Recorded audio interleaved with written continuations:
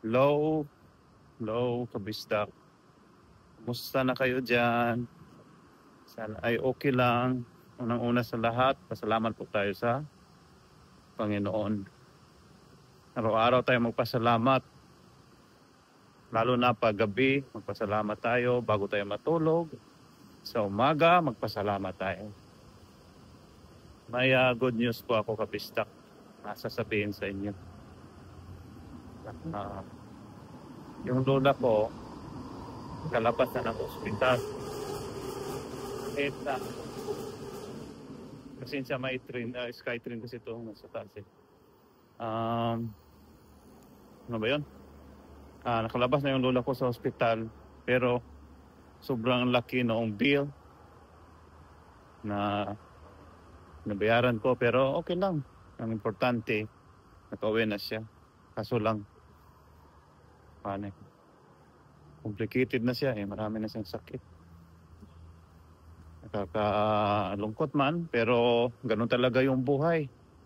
Ganun talaga yung buhay.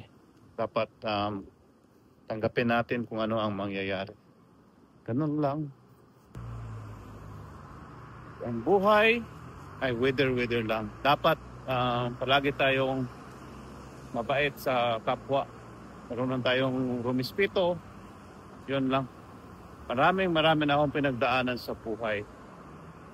Pero, yun, lumalaban pa rin. Kasi yung buhay natin, kabisdak, hiram lang.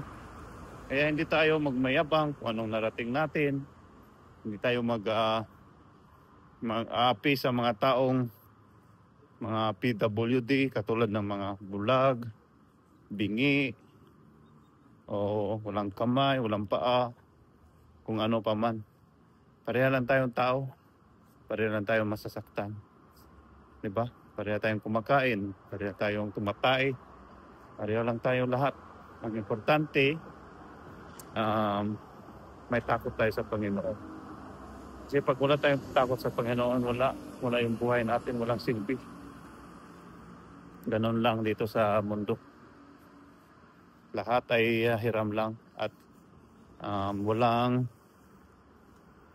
walang tatagal dito sa mundo.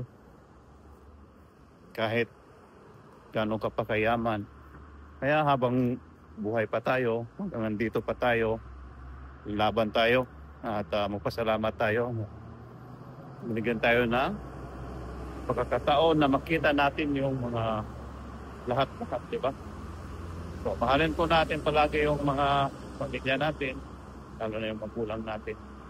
Kung sino yung nagpalaki sa atin, respetuhin natin. Ganun lang. Makita natin yung love, care, and support. Diba? Kasi yung mga magulang natin, tumatanda yan. Mawawala din yan sa mundo. Tayo din. Darating din tayo dyan. Miss na miss ko na yung pamilya ko. Malapit na akong magbakasyon sa Pilipinas. Check. I'm very strong. Sobrang lakas ko na anak. O yung anak na binigay ng magulang ko na super supportive, super magmahal. Diba? Na mundo. Ako.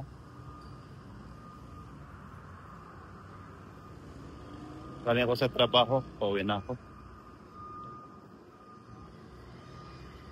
Mainit dito. Sa mga 20. Alas 3 na ng hapon, mag-alas 4 na. 20 degrees. Ayan. Miss na miss ko na yung lola ko. Sobrang miss na miss ko na. Sana bigyan pa siya ng maraming taon sa Panginoon para makabawi naman tayo sa pagmamahal niya dati. Yan. Mahalin lang natin yung pamilya natin, ha. Huwag tayong paghinaan ng loob. Sige, kasi malapit ako sa bahay. Ingat kayo palagi and don't forget to pray. Pray lang ha. Bye. God bless. Love you all.